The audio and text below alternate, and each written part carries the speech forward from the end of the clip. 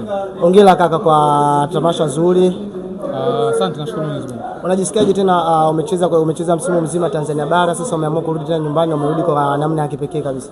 Najisikia furaha, nyumbani wamenipokea vizuri na tumejumuika kwa pamoja leo katika tamasha. Nashukuru sana Wazanzibar, nashukuru sana Watanzania kwa ujumla. Wamekuja leo, wamekuja kuona burudani na mimi wamefurahi.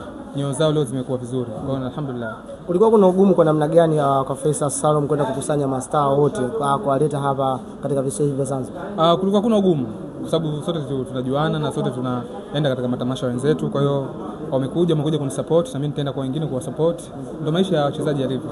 Tumeona pacha yako amekuja hapa Pascal Msindo. Lakini kitu ambacho tumeshangaa amevaa jezi namba 6 ambayo tushamzoea Faisal Salum kuvaa jezi hiyo.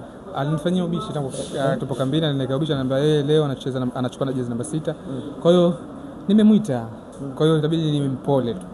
Achukue jezi namba 6 basi acha maisha mengine endelee.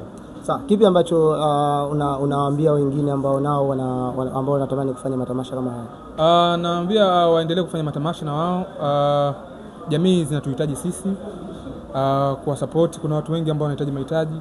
Kwa hiyo tukifanya matamasha kama haya tutapeleka kwa ambao wanaohitaji na yanawasaidia. Kwa hiyo tukipata likizo kama hii tunaweka matamasha kama haya, maisha mengine yanaendelea.